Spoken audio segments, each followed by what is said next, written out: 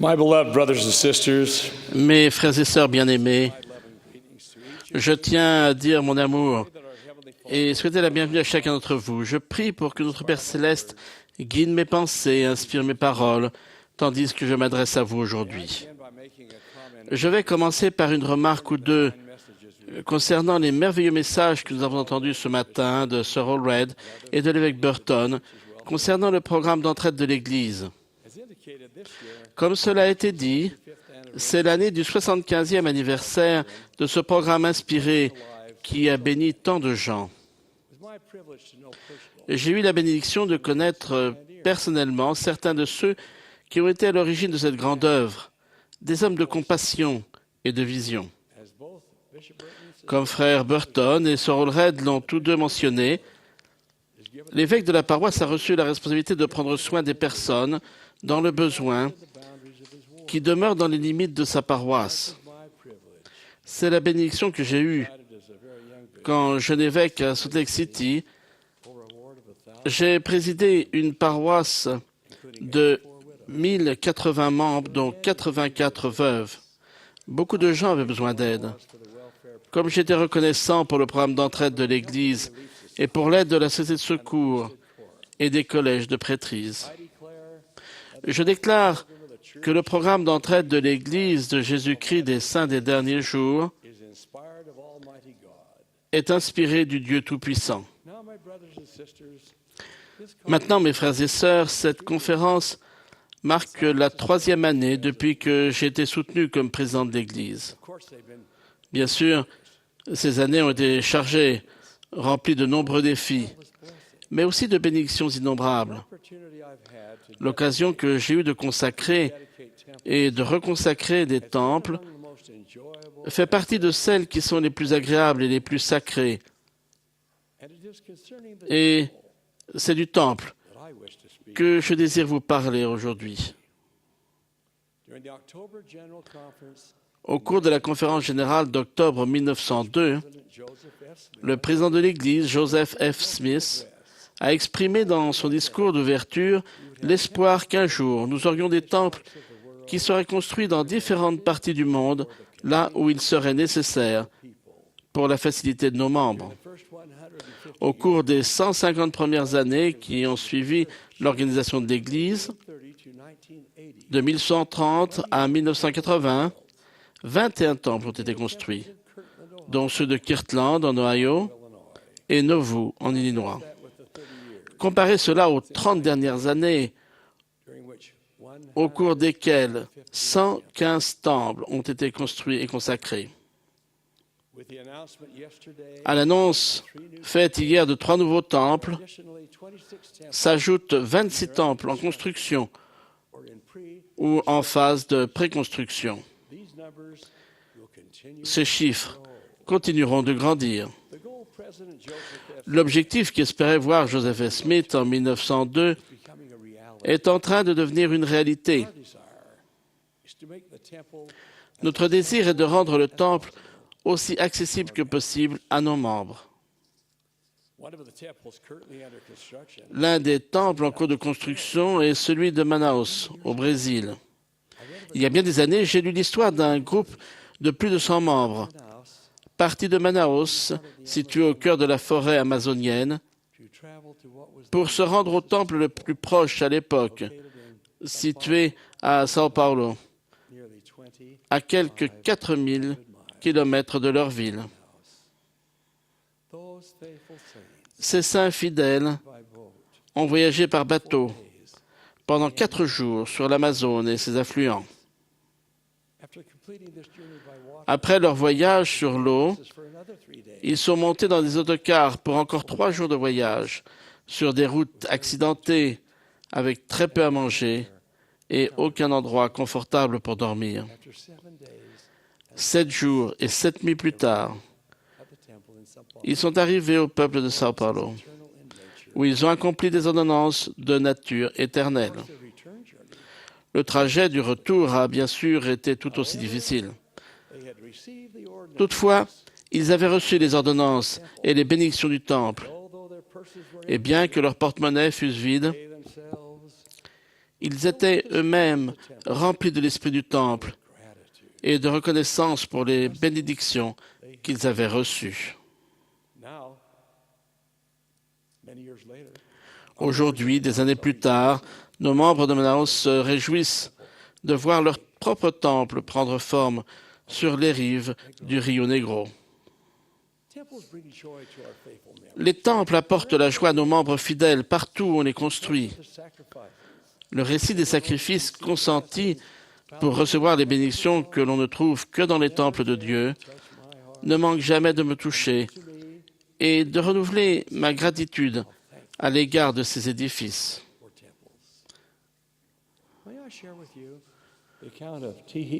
Voici le récit de Tihi et Tararinamu Tam et leurs 10 enfants. Toute la famille est entrée dans l'église au début des années 60, quand les missionnaires sont allés dans leur île, située à environ 150 km au sud de Tahiti. Rapidement, ils sont venus à désirer les bénédictions du scellement d'une famille éternelle dans le temple. À cette époque, le temple le plus proche de chez eux était celui d'Hamilton, en Nouvelle-Zélande, 4000 km au sud-ouest, accessible uniquement par un transport aérien coûteux. La grande famille Mutam, qui gagnait maigrement sa vie sur une petite plantation, n'avait pas d'argent pour les billets d'avion. Et il n'y avait pas non plus de possibilité de trouver un emploi sur leur île du Pacifique. Alors, frère Mutam et son fils Gérard ont pris la dure décision de rejoindre un autre de ses fils qui travaillait dans les mines de nickel de Nouvelle-Calédonie, 5000 km à l'ouest. L'employeur prenait en charge des frais du voyage pour aller aux mines, mais ne payait pas le voyage de retour. Les 3 hommes de la famille Mutam ont travaillé pendant 4 ans dans les mines tropicales de nickel, à creuser et à charger le lourd minerai. Une fois par an, frère Mutam rentrait seul chez lui pour un bref séjour, laissant ses fils en Nouvelle-Calédonie. Après 4 ans d'un travail éreintant, frère Mutam et ses fils avaient épargné suffisamment d'argent pour emmener toute leur famille au temple de Nouvelle-Zélande. Ils y sont tous allés, à l'exception d'une fille. Ils furent scellés pour le temps et pour l'éternité, une expérience indescriptible et joyeuse. Frère Mutam rentra directement en Nouvelle-Calédonie, où il travailla pendant plus de 2 ans pour payer le voyage de la fille qui n'avait pas pu aller au temple avec eux. Une fille mariée avec son enfant et son mari. Devenus âgés, frère et sœur Mutam ont souhaité œuvrer dans le temple.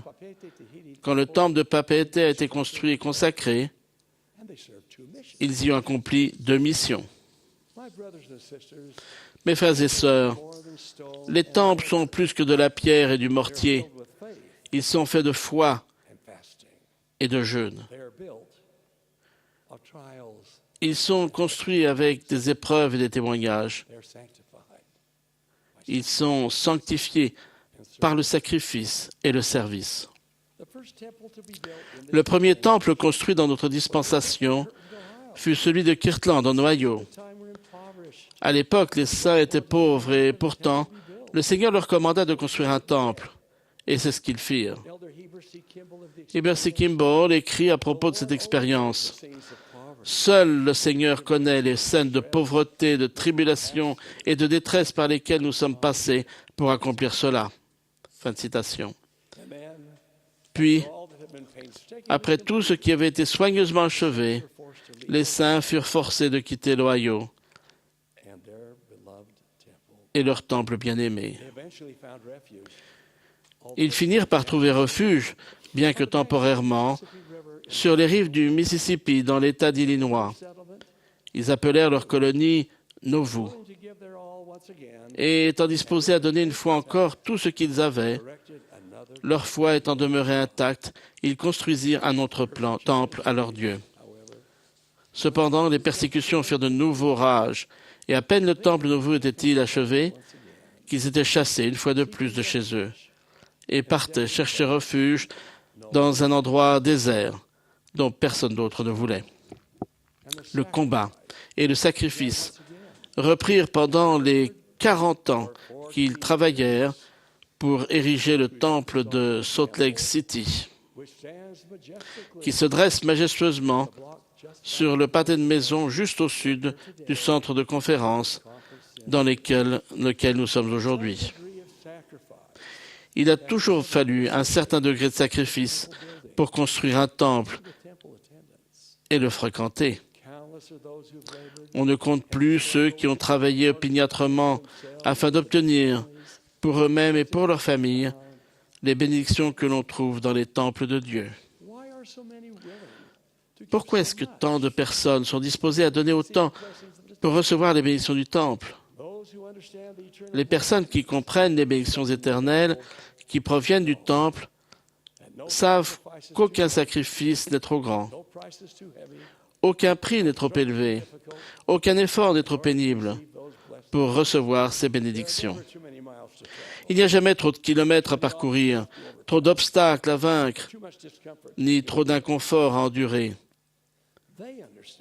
Elles comprennent que ce sont les ordonnances salvatrices du temple qui nous permettront de retourner un jour à notre Père céleste, dans les liens d'une famille éternelle, et d'être dotés des bénédictions et du pouvoir d'en haut, et que cela vaut tous les sacrifices et tous les efforts.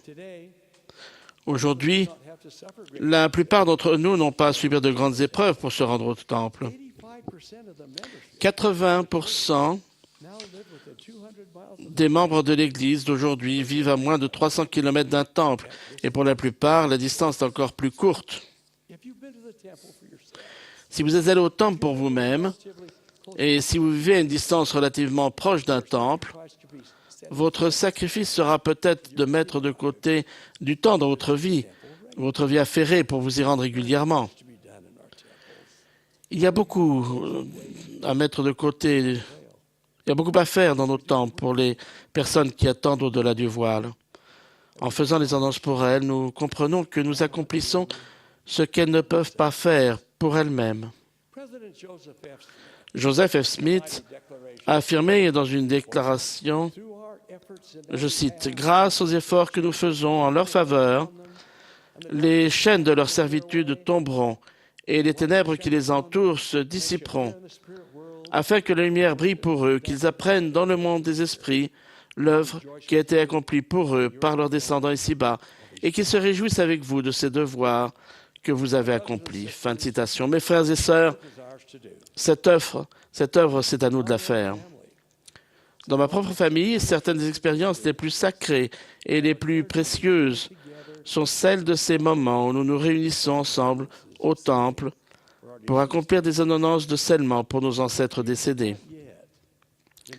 Si vous n'êtes pas encore allé au temple, ou si vous y êtes allé mais qu'actuellement vous n'êtes pas qualifié pour avoir une recommandation, il n'est pas d'objectif plus important pour vous que de devenir digne d'aller au temple.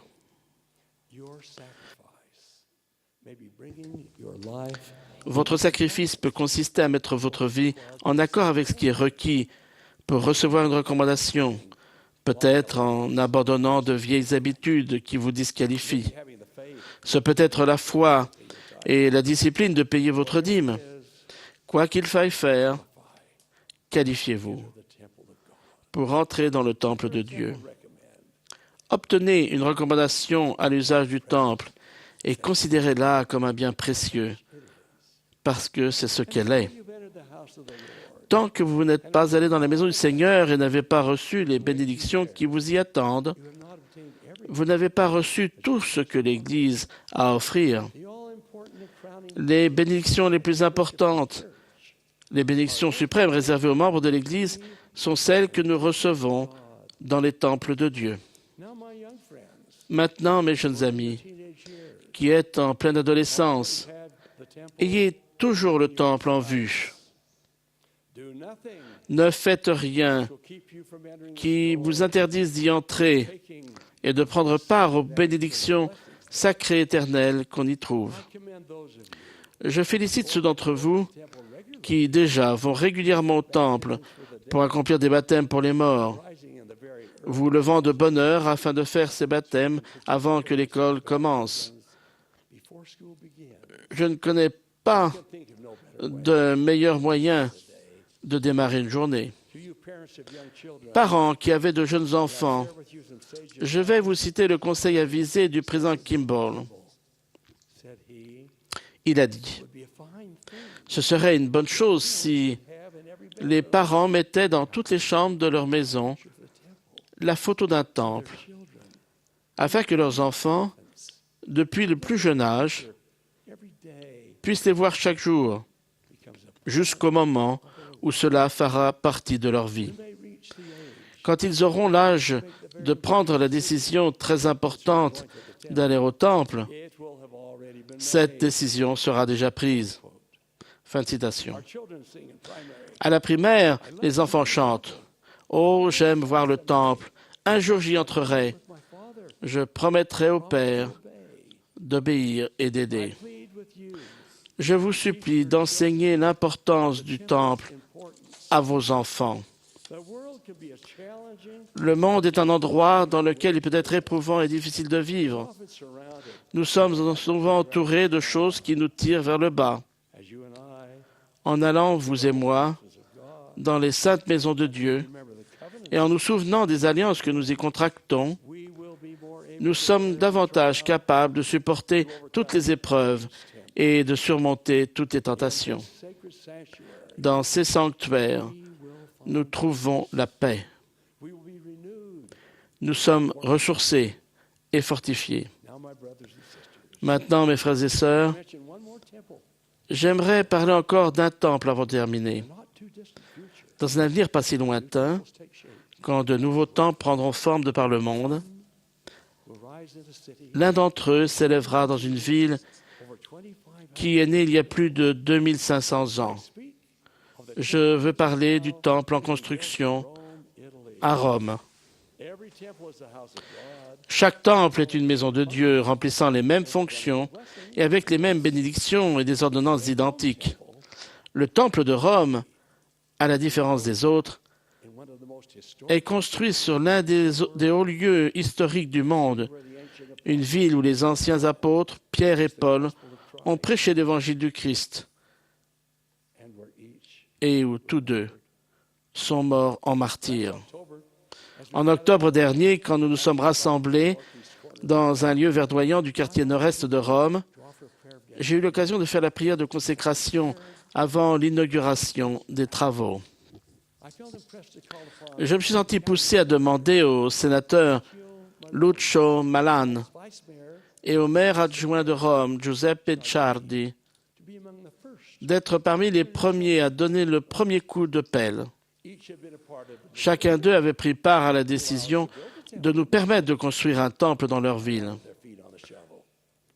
Je voulais qu'ils mettent le pied à la pelle. Je voulais qu'ils sentent le sol qu'il fallait creuser. Ils ont souri. Et nous avons fait ce que nous voulions. Le ciel était nuageux, mais il faisait chaud et il menaçait de pleuvoir. Mais il n'est pas tombé plus d'une goutte ou deux. Quand le magnifique chœur a chanté en italien l'air merveilleux de l'Esprit du Dieu Saint, on aurait cru que les cieux et la terre s'unissaient en un cantique glorieux de louange et de gratitude au Dieu Tout-Puissant. Il était impossible de retenir ses larmes. Un jour viendra où les fidèles dans cette ville, la ville éternelle, recevront les ordonnances de nature éternelle dans une maison sacrée de Dieu. J'exprime ma reconnaissance éternelle envers mon Père céleste pour le temple qui est en cours de construction à Rome et pour tous nos temples, où qu'ils soient. Chacun d'eux est un phare pour le monde, l'expression de notre témoignage que Dieu, notre Père éternel, vit, qu'il désire nous bénir et qu'il bénit réellement ses fils et ses filles de toute génération.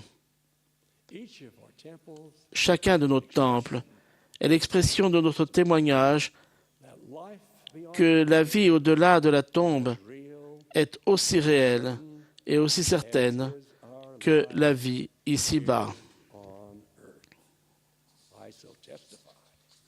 Mes frères et sœurs, j'en témoigne.